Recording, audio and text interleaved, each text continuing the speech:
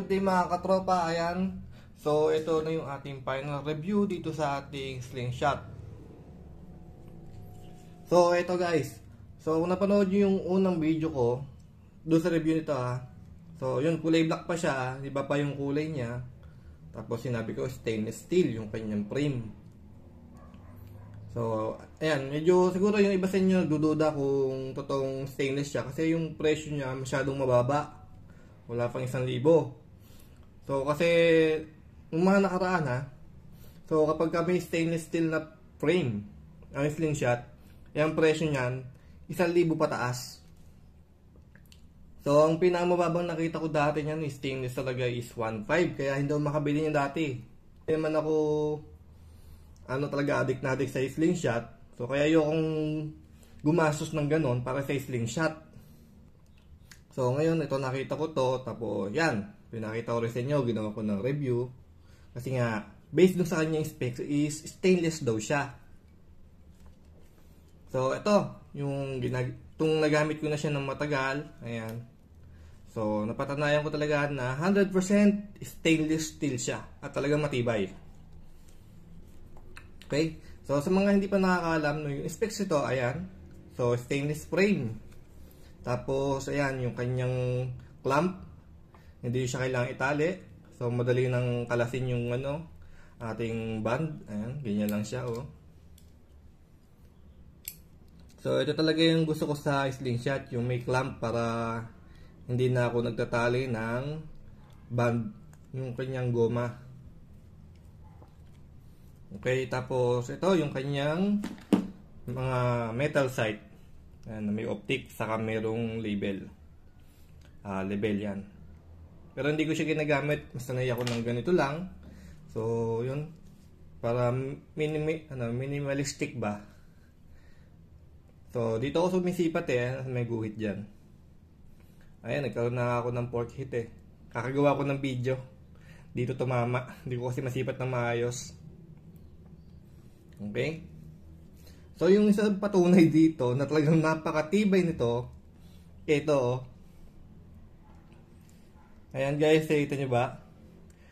So yan, binutasan ko tapos nilagyan ko siya ng thread. Lalagyan ko pala siya dapat ng thread. Ang problema yung aking top na bali. Ayan, sobrang tigas kasi ng bakal nito Ayun, naiwan na sa loob yung top. Tapos ayan, susubo akong tanggalin. Ginamit ako ng pambato na drill bit. Wala, hanggang ganyan lang. So, niyan ko na lang. So, yun. Tapos, ito, didagdagan ko lang siya ng ganito. Bale, garter na manipis lang. So, lagyan ko lang siya dito para mas malambot siya hawakan. Ayan. Mas maganda kung mas makapal yung ilalagay para mas komportable.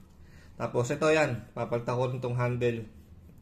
So, ito plastic lang siya. Medyo maliit kasi Ayun Pag ginawakan ko, hindi masyadong nakalapat dito. So medyo parang nangangalay ako lagi pagka lagi ko siyang ginagamit. So yun lang yung mga gusto kong ayusin pa dito. Pero yung pinaka niya, ayan, yung pinaka frame niya is 100% okay yan. Siguradong matibay. So yun ang talagang importante para sa akin kasi kalimitan ng mga metal na nabibili nyo ngayon dito pot metal lang. So yung pot metal para siyang tingga. So makikita nyo naman yon pagka bumili kayo. May guhit dito sa gitna. Bali yan siya ginawa siya sa molde, parang may hulmahan ganun. Tapos yung paglabas nun, yun na yun, piplatingan lang nila para magbukang stainless. Pero mapapansin nyo may guhit siya sa gitna. So yung ganung klaseng bakal kasi medyo mauna yun, madali mabali. Pag tinamaan nyo ng kunya na pork hit nyo, mga ilang shot sigurado bali yun. So delikado na. May mga tropa rin tayong natamaan nun. So nabali, tumama sa malapit sa mata, muntik na yung pinakamata nila. So delikado talaga. So kaya ako nasisigurado ako kahit na hindi siya ganun ka komportable sa kamay, sigurado akong safe naman yung ating frame. So hindi siya mababali. Okay? So meron pa tayong ginawa dito.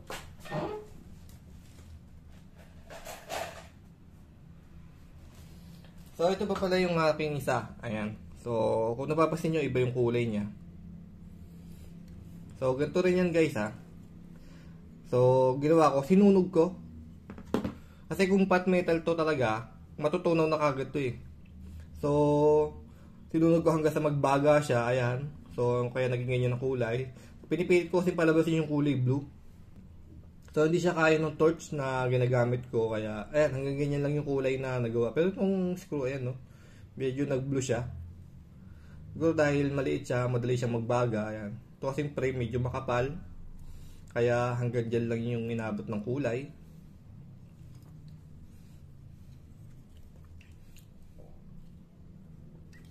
So, yun. So, sa akin, based sa aking experience dito sa slingshot na ito, ayan, 100% safe na safe ito, matibay. Tapos yan, isa pang pinaka nagustuhan ko dito is napaka-compact niya. So, liit lang nyo. So, di siya maumbok sa bulsa pagka nilagay.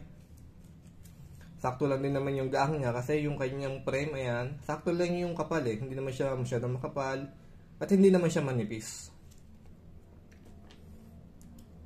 So, para sa akin, almost perfect na yung ganitong klaseng slingshot. So, yung ano na lang talaga, handle na lang kasi nga, ayan, hindi siya lumalapat sa palad ko. So, yun guys, kung hindi nyo pa napanood, ayan, nasa ating YouTube channel lang naman yung ating unang video nito. Ayan, paki-search na lang doon sa aking YouTube channel. Tapos, sa mga hindi pa nakaka-subscribe sa aking channel is pakipindot lang yung ating subscribe button para na rin yung ating notification bell para na sa ganoon ay maging updated ka sa aking mga bagong videos. Okay? Kaya lang guys, salamat sa panonood.